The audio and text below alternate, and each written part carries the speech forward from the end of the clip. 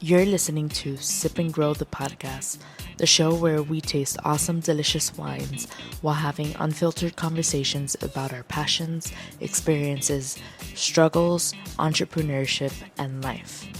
My name is Nicole Di Pasquale, and I'm a wine enthusiast just trying to pursue her passions and dreams while taking you on the journey with me, one episode at a time. My ultimate goal is to not only bring you wine knowledge and value, but also inspire you to enjoy your process and journey in pursuing your passions and dreams. Because guess what? The person you become while enduring the process is more important. So sit back, grab a glass, and let's sip and grow together.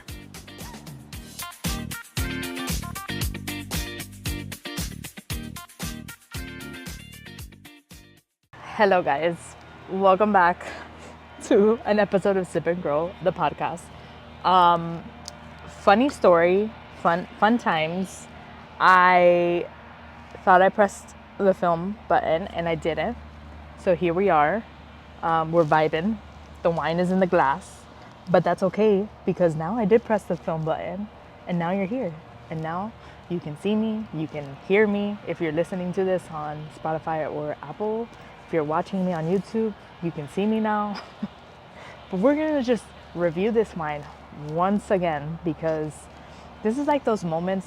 If you guys, all you voice noters out there, I voice note a lot with my friends on WhatsApp or iMessage, and just because it's easier when you're like driving and stuff.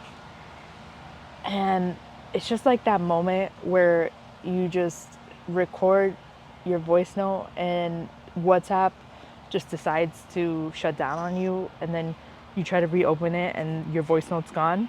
That's happened to me before. Or like when you're filming something in your car and it's attached to CarPlay and you can't hear anything like you just filmed, like that's also a similar situation. You know what? We roll with the punches. We're like, you know what? Maybe that was meant to happen because the second time was going to be better than the first time. So welcome back. Welcome to this episode. Today I am reviewing an Avaline wine. This one specifically is a red blend. So I have reviewed this brand before. The founders are Cameron Diaz and Kathrine Power. They basically decided to build a wine brand that represented organic, natural wines free of residual sugars and unwanted additives to the wine, because there's a lot of people out there that add stuff to their wine, and they just wanted to stick to the natural process of winemaking. So what do, you ask? I'm going to tell you what they do. They outsource, and I've mentioned this before, but they outsource basically winemakers around the world that stick to sustainable farming practices and winemaking practices in order to get the best results as naturally as possible from the grape to the glass.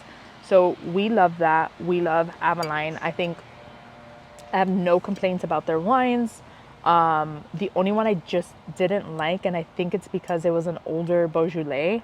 I didn't like the Beaujolais. That would personally, I've had better Beaujolais, but I'm not a huge Beaujolais fan either. So that in itself is also another thing. This red blend is a blend of Grenache, Carignan, Syrah, and Cinsault. I have never tried or never heard of the grape varietal called Cinsault. It's spelled, and I hope I'm saying it right, Cinsault. Supposedly it's like low in tannins and low in acidity, that specific grape varietal. But I already tried the wine, but I was looking for texture to probably come from the Syrah, because usually a Syrah grape brings you a lot of good texture. The Grenache grape tends to bring you some more jammy, dark fruit notes to the wine. So I think it's an interesting blend overall, and you're gonna hear all about the blend in a little bit when I pour some more and try some more. So let's go ahead and pour this up. And before I try it and let you know my thoughts on it, yesterday I had an interesting day. You want to know why it was interesting? Because I got a tire in my, I was gonna say I got a tire in my tire. No, I got a nail in my tire yesterday.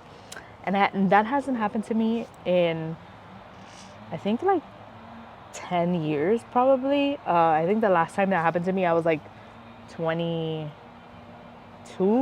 or, yeah, I was like, I don't know, it was around there, 22, 23. And funny thing is, as soon as it happened, I was like, well, there goes my day. I mean, it was 2:30 and I had already visited some clients, but I literally had a plan of action to visit one more client, and like that just went out the window. Just God and the universe was like, nope, you're not going anywhere else. This is happening to you right now. So I ended up getting, my car towed and got it to the dealership, and the dealership was the fastest solution. I understand that they kind of like rip you off, but you know what? We're just going with the punches. And I had really interesting conversations with the tow guy or the guy at the dealership that helped with my service. And overall, I am an advocate for like everything happens for a reason. So I feel like if that wouldn't have happened, maybe something worse would have happened to me on the way to my next client. And that's why that happened. So overall, I was very grateful that I was in one piece, that my car, nothing happened to my car, nothing happened to the rim. We just changed the tire, and I had to change all my tires anyway, and I was due for an oil change. So I said, when it rains, it pours. We're just doing everything.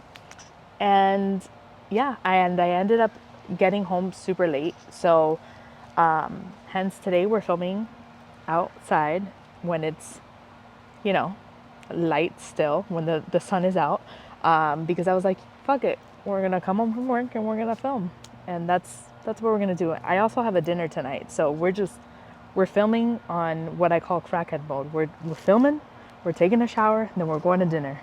But anyways, the whole tire situation, literally, I was like, you know what? Maybe this was a sign for me to kind of slow down, because I've been going at it all for the last 2-3 months, like since the new year.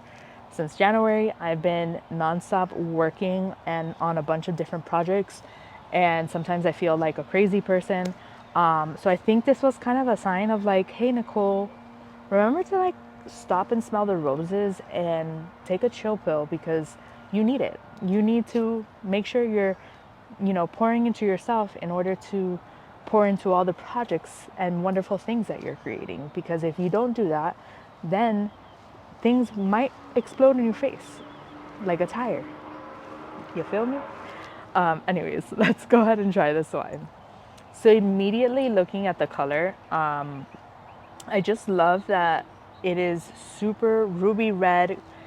It's so clear. Like the color is 10 out of 10 beautiful. It's everything you want in a ruby red wine. Immediately when you smell it, you smell like very dark fruit notes, specifically like dark red fruit notes. So on the nose, I get huge hints of cranberry, raspberry, goji berries, and there's almost like a little spiciness to it. Like they threw in like cinnamon in there, like a little hint of a cinnamon stick in there. That's what I'm getting on the nose. Let's go ahead and try it.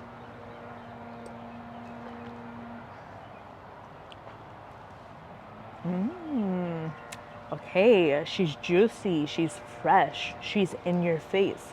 She's telling you, hey girl, I'm here for a good time. Let's get it. You know what I mean? I feel like it's very, for me, it's more on the medium bodied side. It does say on the bottle, light to medium bodied with hints of cherry and the perfect touch of spice. For me, I definitely get the dark cherry fruit notes in here, along with the cranberry, like I said earlier, with raspberry in there as well. And I almost feel like it has a perfect balance of like fresh fruit flavors and acidity. It's almost like,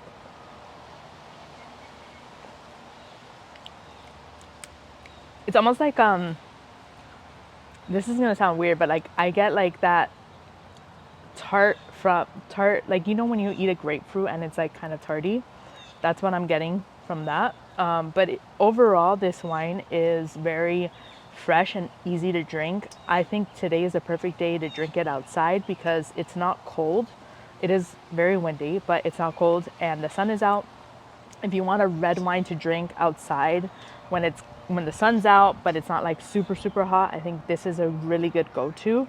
Again, it's a red blend. I don't know the vintage of it because that is the one downfall of this brand for me personally. They never put the vintage of the wine on the bottle. I think only one or two bottles had the vintage.